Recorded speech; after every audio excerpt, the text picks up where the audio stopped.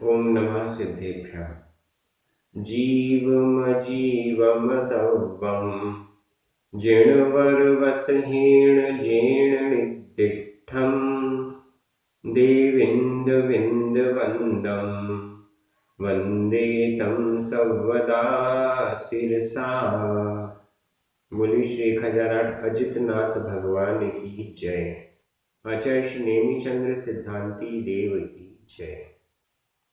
हम सभी बड़े सौभाग्यशाली हैं जो हमें आचार्य नेमिचंद्र सिद्धांति देव के द्वारा रचित महान ग्रंथ लघु द्रव्य संग्रह के अध्ययन का अवसर प्राप्त हुआ है। निश्चित रूप से यह ग्रंथ द्रव्य संग्रह का लघु रूप ही है। द्रव्य संग्रह ग्रंथ लिखने से पूर्व यह लघु द्रव्य संग्रह जो कि अभी 25 गाथाओं में हमें उपलब्ध है, इन 25 गाथाओं के माध्यम से सर्वप्रथम रचना की गई थी। इसके बाद इसको ही विस्तार देकर 58 गाथाओं में द्रव्य संग्रह ग्रंथ की रचना हुई। प्रायः हम सभी स्वाध्याय करते समय द्रव्य संग्रह ग्रंथ का स्वाध्याय तो कर लेते हैं, लेकिन लघु द्रव्य संग्रह ग्रंथ को इतना उपयोगी नहीं समझते हैं। मेरी दृष्टि जब बृहद द्रव्य संग्रह ग्रंथ की टीका देख रहा था, उसी ग्रंथ के अंत में यह परिशिष्ट क्रमांक 2 पर लघु द्रव्य संग्रह भी प्राप्त हुआ। गाथाओं को देखने की सहज जिज्ञासा हुई और जब गाथाएं देखी तो मुझे ऐसा महसूस हुआ कि ये गाथाएं भी उतनी ही महत्वपूर्ण हैं। इस दृष्टि से स्वाध्याय का मन हुआ और फिर लघु द्रव्य संग्रह ग्रंथ आज से हम सभी प्रारंभ कर रहे हैं। ग्रंथ का प्रारंभ हो रहा है। ग्रंथ का मंगलाचरण विनय पूर्वक हम कर रहे हैं, करेंगे। मंगलाचरण वैसे मैंने द्रव्य संग्रह ग्रंथ का ही ले लिया क्योंकि दोनों ग्रंथ एक ही हैं ऐसा प्रतीत हो रहा है और एक ही आचार्य के द्वारा लिखे गए हैं, लेकिन यहाँ लघु द्रव्य संग्रह में भी अलग से मंगलाचरण किया गया है, जिसका अर्थ आज हम देखेंगे। आप सभी से जिस प्रकार से मैं हर बार बोलता हूँ, ग्रंथ के प्रारंभ में हम सभी को विनय पूर्वक स्वाध्याय करना है। जैसे ग्रंथ को हम सामने रखकर स्वाध्याय करते हैं, पूर्ण विनय भक्ति भाव के साथ करते हैं, उसी प्रकार से यहाँ वीडियो के द्वारा भी आपका स्वाध्याय पूर्ण विनय के साथ हो, ऐसा मेरा आप सभी से अनुरोध है। हम सभी कोई ना कोई नियम अवश्य लें। इसमें मात्र 25 गाथाएं हैं जो कि बहुत जल्दी पूर्ण हो जाएंगी। प्रतिदिन प्रायः 1 या 2 गाथाओं का अर्थ किया जाएगा। इस दृष्टि से काफी जल्दी ये गाथाएं पूर्ण हो जाएंगी। कोई ना कोई नियम हम अवश्य लें। जब तक यह ग्रंथ पूर्ण नहीं हो जाता तब तक हमें कोई ना कोई नियम लेना चाहिए। द्रव्य संग्रह ग्रंथ के समय में मेरा जो नियम था उसी नियम को मैं आगे कंटिन्यू कर रहा हूं और लघु द्रव्य संग्रह ग्रंथ के पूर्ण होने तक वह नियम मेरा भी जारी रहेगा। इसी प्रकार से आप सभी भी अपना कोई ना कोई अलग से भी नियम ले सकते हैं, या द्रव्य संग्रह वाला जो नियम था उसको भी आगे कंटिन्यू कर सकते हैं। चलिए प्रारंभ करते हैं। गाथा क्रमांक 1, मंगलाचरण। उच्चारण छदव्व, छदव्व, आधा द पूरा द, छदव्व, छदव्व। देखिए जब हम दव्व लिखते हैं तो द पूरा रहता है और व डबल रहता है, आधा और पूरा व। लेकिन यहाँ पर छदव्व, छदव्व, छदव्व ऐसा हो रहा है, मतलब आधा द पूरा द। ये तो संयुक्त अक्षर है, लेकिन व को संयुक्त अक्षर नहीं लिखा हुआ है। छदव्व ऐसा इसका उच्चारण होगा। छदव्व। पंच, पंच, अथी, आधा था, अथी। सत्त, सत्त, बी, तच्चाणी, तच्चाणी। णव, णव, पयत्था, पयत्था, आधा था, पयत्था, य, य, भंगुपाय, भंगुपाय, आधा पा पूरा पा, भंगुपाय, धुवत्ता, आधा ता पूरा ता, धुवत्ता, भंगुपाय धुवत्ता, ऋदिट्ठा, ऋदिट्ठा, आधा ता पूरा दा, आधा टा पूरा ठा, ऋदिट्ठा, जेण, सो, सो, जिणो, जिणो, जयऊ, जयऊ, छद्दव पंच अत्थी, छद्दव पंच अत्थी, सत्तवितच्चाणि नवपयत्थाय, सत्तवितच्चाणि नवपयत्थाय, भंगुपाय धुवत्ता, भंगुपाय धुवत्ता, ऋदिट्ठा जेण सो जिण, जिणो जयऊ, ऋदिट्ठा जेण सो जिणो जयऊ। गाथा बहुत अच्छी है। जैसा मंगलाचरण हमने द्रव्य संग्रह ग्रंथ में किया था, लगभग उसी प्रकार का मंगलाचरण हमें यहाँ पर मिल रहा है। लास्ट में चौथा चरण, सो जिणो जयऊ, सो यानी वह, जिणो जिण, वह जिन, जयऊ जयवंत हो, वह जिन, वह जिनेन्द्र भगवान, जयऊ जयवंत हो। यहाँ जयऊ यह विधि एवं आज्ञा काल अन्य पुरुष एक वचन का क्रिया रूप है। इसमें उ प्रत्यय लगा हुआ है, जय, जयवंत हो, वह जिन जयवंत हो, वह जिन सदा जयशील हो, जय जयकार उनका हमेशा रहे। इस प्रकार से यह भावना मंगलाचरण के रूप में यहाँ की जा रही है। मंगलाचरण में निश्चित रूप से अपने इष्ट देव को नमस्कार किया जाता है, तो यहाँ जिनेन्द्र भगवान को नमस्कार किया जा रहा है। मंगलाचरण में ग्रंथ में क्या लेखन किया जाएगा उसकी सूचना भी दी जाती है। तो इस दृष्टि से सबसे पहले छदव्व इस शब्द के द्वारा और बाकी पंच अत्थी, सत्त, तच्छ इत्यादि के द्वारा भी यह सूचना दे दी गई कि इस ग्रंथ में किसका वर्णन, किस सब्जेक्ट को लिया जाएगा। और निश्चित रूप से जिनेन्द्र भगवान को नमस्कार किया गया है। यहाँ जिनेन्द्र भगवान कोई पर्टिकुलर आदिनाथ भगवान, महावीर भगवान नहीं, बल्कि सभी तीर्थंकर भगवान, सभी अरिहंत भगवान, सिद्ध भगवान को जिन शब्द से हम संबोधित करते हैं, तो इस दृष्टि से जिन कहने से सभी अरिहंत और सिद्ध परमेष्ठी आ गए। जिन शब्द का अर्थ हुआ जिन्होंने अपनी इंद्रियों को जीत लिया है, जिन्होंने अपनी पांचों इंद्रियों को जीत लिया है, वो जिन हैं। इस दृष्टि से सभी अरिहंत और सिद्ध भगवान को यहाँ पर जिन शब्द के द्वारा संबोधित करते हुए नमस्कार किया है, जयवंत हो ऐसा कह रहे हैं।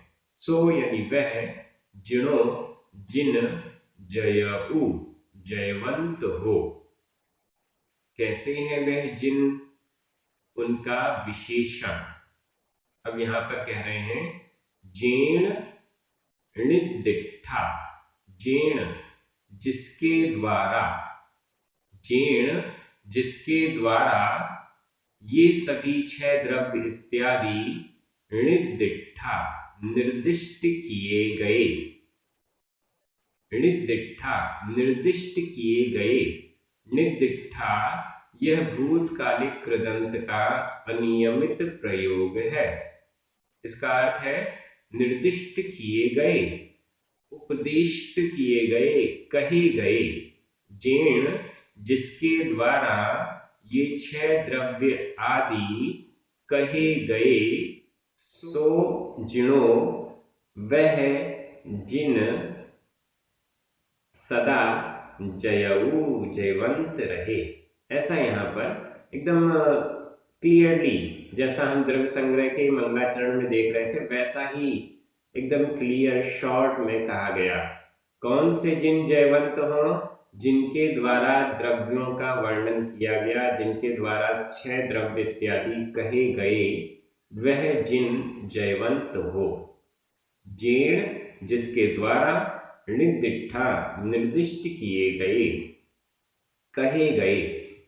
क्या कहे गए, अब ये देख लीजिए क्या कहे गए। सबसे पहले छदव्य, छदव्य, छदव्य, छह द्रव्य, 6 द्रव्य जिसके द्वारा कहे गए।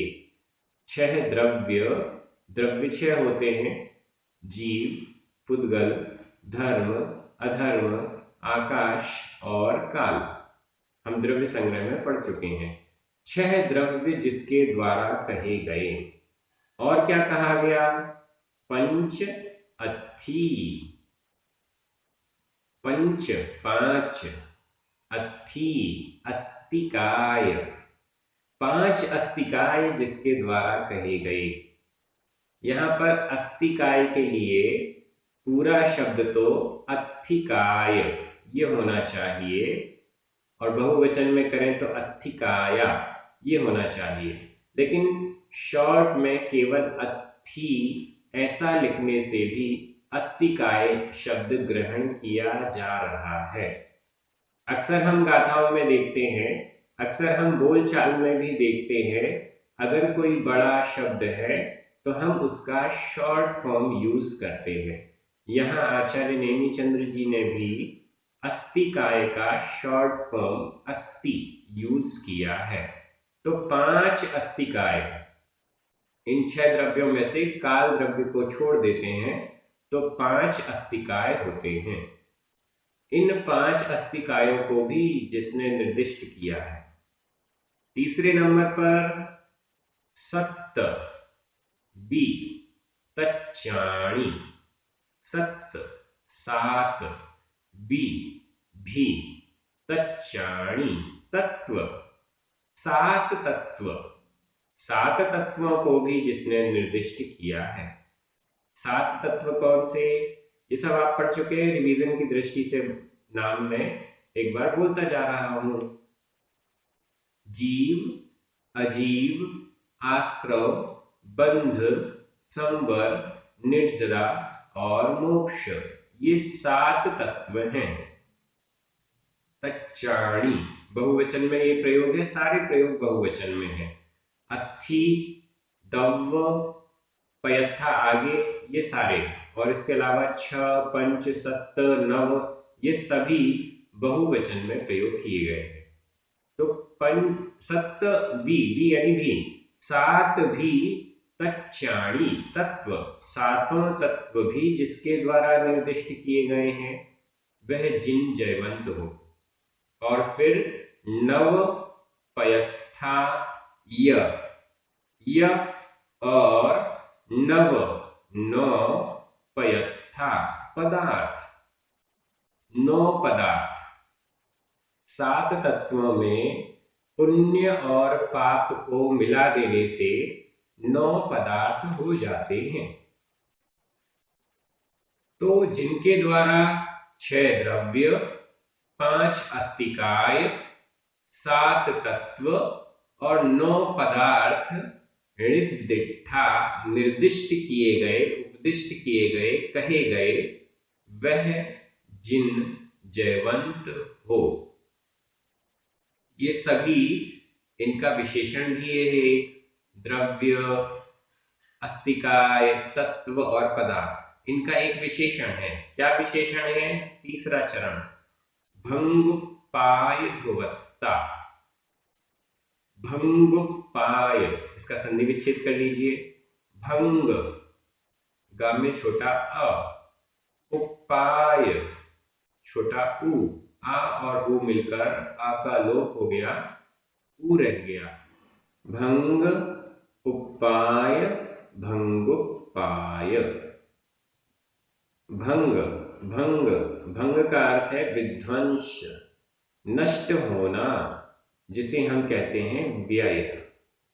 उपाय, उत्पाद, उत्पन्न होना, उत्पाद कहलाता है उत्पाद और व्यय।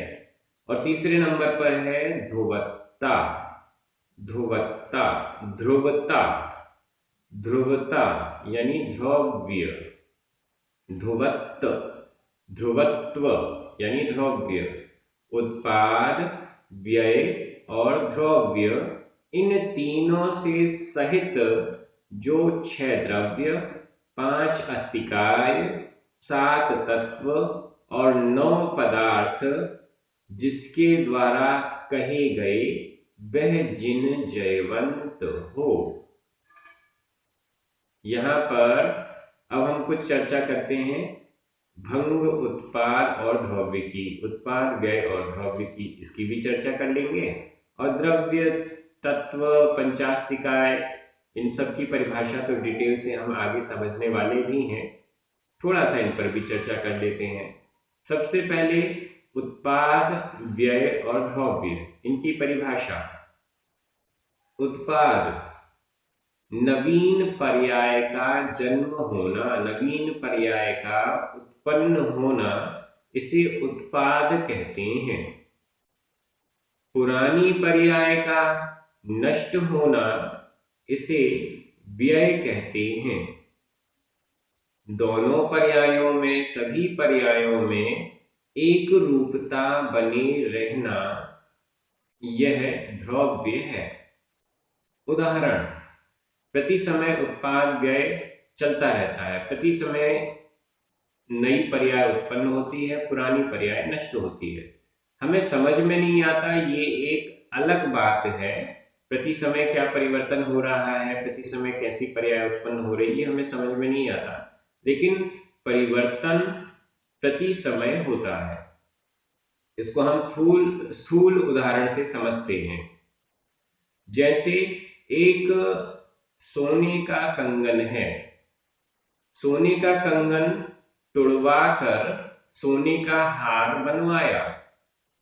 अब सोने का कंगन टूटा, सोने का कंगन ये पुरानी पर्याय थी, पुरानी पर्याय का व्यय हो गया, भंग हो गया। नवीन पर्याय सोने का हार, ये नवीन पर्याय है, उत्पन्न हो गई, तो ये क्या हुआ, उत्पाद हो गया। इन दोनों पर्यायों में सोना तो वही है, दोनों पर्यायों में एक रूपता बनी हुई है, गुण वही के वही हैं, केवल उन गुणों की अवस्था बदली है। इस दृष्टि से ध्रुवत्व, ध्रुवत्व, ये तीनों ऐसे घटित हो जाएंगे। मनुष्य की दृष्टि से मनुष्य मरण करके देव बना, मनुष्य पर्याय का नाश हुआ, भंग हुआ, व्यय हुआ। नवीन पर्याय देव की पर्याय, देव पर्याय उत्पन्न होना, यह उत्पाद है। इस उत्पाद और व्यय के साथ में जो एक रूपता है, जीव वही है, जो मनुष्य पर्याय में था वही देव पर्याय में है, तो यह एक रूपता गुणों आदि की अपेक्षा से यह ध्रुवत्व है, ध्रुव्य है। उत्पाद और व्यय पर्याय की अपेक्षा से होता है, ध्रुव्य द्रव्य की अपेक्षा से होता है, गुण की अपेक्षा से होता है, ऐसा हमें समझना चाहिए। उत्पाद, व्यय और द्रव्य, इससे युक्त ही सत होता है। सत का मतलब है अस्तित्व, सत्ता।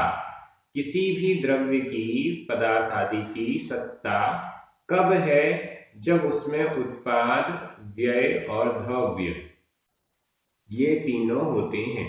इसके बिना किसी भी द्रव्य की सत्ता हो ही नहीं सकती। कोई ऐसा पदार्थ नहीं है जो हमेशा द्रव्य रहे, उसमें उत्पाद और व्यय हो ही न। कोई ऐसा द्रव्य नहीं है जिसमें उत्पाद हो जाए, व्यय ना हो। कोई ऐसा द्रव्य नहीं है जिसमें व्यय हो जाए और उत्पाद ना हो। ऐसी कोई द्रव्य नहीं है जो हमेशा के लिए बनी रहे, कभी उसमें पर्याय परिवर्तन ना हो। ऐसी कोई द्रव्य नहीं है जो कभी समाप्त हो जाए और उसकी नवीन पर्याय उत्पन्न ना हो, ऐसा नहीं होता है। प्रत्येक द्रव्य में उत्पाद, व्यय और द्रव्य ये गुण, ये तीन अवस्थाएं पाई ही जाती हैं, ऐसा हम समझ सकते हैं। अब आइए, द्रव्य, अस्तिकाय, तत्व और पदार्थ, ये चारों हैं। लगभग इनकी परिभाषा एक सी होती है, लेकिन हमें ऐसा लगता है कि कई बार समझ में नहीं आता कि हम किस दृष्टि से किसको देखें। तो यहां पर हम समझ सकते हैं, चार चतुष्टय होते हैं: द्रव्य, क्षेत्र, काल और भाव। इन चतुष्टयों की अपेक्षा से द्रव्य, क्षेत्र, काल, भाव, इनकी अपेक्षा से ही द्रव्य, अस्तिकाय आदि को समझना चाहिए। कैसे समझें? अब देखिए, सबसे पहले है द्रव्य। द्रव्य की अपेक्षा से कहा जाता है पदार्थ। द्रव्य की अपेक्षा से पदार्थ कहा जाता है। क्षेत्र की अपेक्षा से अस्तिकाय कहा जाता है। तीसरा नंबर, काल। काल की अपेक्षा से द्रव्य कहा जाता है। और चौथा, भाव। भाव की अपेक्षा से तत्व कहा जाता है। ठीक है, द्रव्य की अपेक्षा से पदार्थ, क्षेत्र की अपेक्षा से अस्तिकाय, काल की अपेक्षा से तत्व, सॉरी, काल की अपेक्षा से द्रव्य और भाव की अपेक्षा से तत्व, ऐसा समझना चाहिए। अब इनकी परिभाषाओं को हम देखें। पदार्थ क्या है? द्रव्य की अपेक्षा से जिसकी सत्ता है उसे पदार्थ कहा जाता है। अस्तिकाय क्या है? क्षेत्र की अपेक्षा से जो बहुप्रदेशी है उसे अस्तिकाय कहा जा रहा है, क्षेत्र की अपेक्षा से। अब इसके बाद द्रव्य, क्षेत्र, काल। काल की अपेक्षा से कहा जा रहा है द्रव्य, जिसमें परिवर्तन होता है, जिसमें प्रति समय उत्पाद और व्यय होता है, वह द्रव्य है। जिसकी पर्यायें हमेशा उत्पन्न होती हैं, नष्ट होती रहती, वह द्रव्य है। तो यह द्रव्य काल की अपेक्षा से कहा जा रहा है। और चौथे नंबर पर तत्व, भाव की अपेक्षा से उस द्रव्य का, उसका जो भाव है उसे तत्व कहते हैं। तस्य भावः तत्वम्, उसके भाव को तत्व कहते हैं। तो भाव की अपेक्षा से तत्व कहा जा रहा है। जीव द्रव्य, जीव अस्तिकाय, जीव तत्व और जीव पदार्थ, इन सब को हम द्रव्य, क्षेत्र, काल, भाव की दृष्टि से अलग अलग समझ सकते हैं। वैसे तो ये पूरा एक ही है, जीव द्रव्य भी वही, जीव अस्तिकाय भी वही, सब कुछ वही है, लेकिन फिर भी द्रव्य, क्षेत्र, काल, भाव की दृष्टि से अलग अलग नामकरण किया गया है। तो इस प्रकार से मंगलाचरण का अर्थ हो गया। द्रव्य संग्रह का मंगलाचरण और लघु द्रव्य संग्रह का मंगलाचरण जब हम तुलना करते हैं तो स्पष्ट रूप से हमें समझ में आ रहा है कि लघु द्रव्य संग्रह का जो मंगलाचरण है उसको ही व्यवस्थित करके द्रव्य संग्रह के मंगलाचरण के रूप में वहां पर बनाया गया है आचार्य नेमिचंद्र चंद्र जी के द्वारा। आगे भी लघु द्रव्य संग्रह की जो गाथाएं हम पढ़ेंगे उसका तुलनात्मक अध्ययन हम द्रव्य संग्रह से जरूर करेंगे।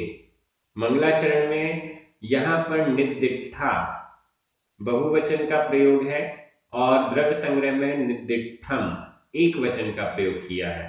उसका कारण यहां पर तो सब जगह बहुवचन है, छद्दव्य, पंच अत्थि, सप्ततच्चाणी, नवपयत्था, सब जगह बहुवचन है।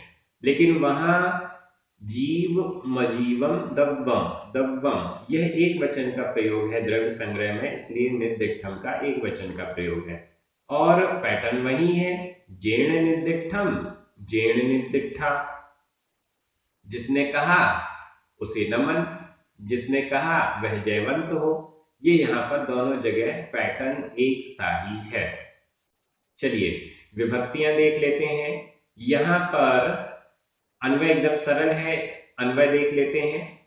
अन्वय में जेण, छदव्व, पंच अत्थि,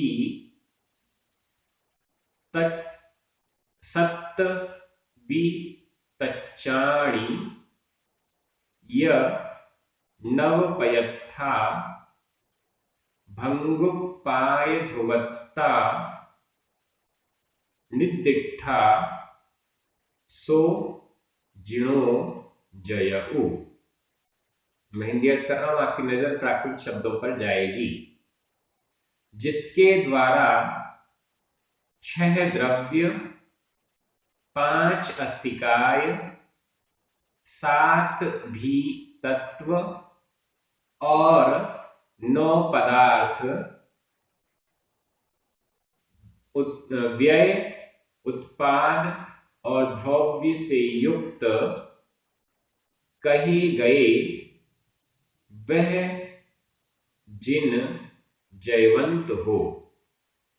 विभक्तियां देख लीजिए। 6 दव्य, पंच, अथी, सत्त, तच्चाणी, णव और पयत्था, इन सब में प्रथमा विभक्ति का बहुवचन है। और नीचे भंग, उपाय, ध्वत्ता, इसमें भी इन सब में प्रथमा विभक्ति का बहुवचन है। बी, य, ये दोनों ही अव्यय हैं, इसमें विभक्तियां नहीं होती हैं। इसके अलावा णिदिग्धा, यह भी प्रथमा विभक्ति का बहुवचन है, भूतकालिक कृदंत का अनियमित प्रयोग है। जीर्ण तृतीया विभक्ति का एक वचन है। सो, जिणो, ये दोनों ही प्रथमा विभक्ति के एक वचन है। जयऊ, विधि एवं आज्ञाकाल अन्य पुरुष एक वचन का क्रिया रूप है। इस प्रकार से विभक्तियां भी हो गई। आप सभी बहुत अच्छे से अध्ययन कर रहे हैं। एक दूसरे को लघु द्रव्य संग्रह ग्रंथ पढ़ने के लिए मोटिवेट कीजिए। सभी को बताइए कि लघु द्रव्य संग्रह ग्रंथ का अध्ययन स्वाध्याय पहली बार प्रारंभ हो रहा है। सबको यह अवसर मिल सके, इस दृष्टि से आप सभी का प्रचार प्रसार करना बेहद आवश्यक है। सभी को बहुत बहुत धन्यवाद। पुण्यार्जक परिवार को विशेष धन्यवाद। सभी को जय जिनेन्द्र। जिनवाणी माता की जय।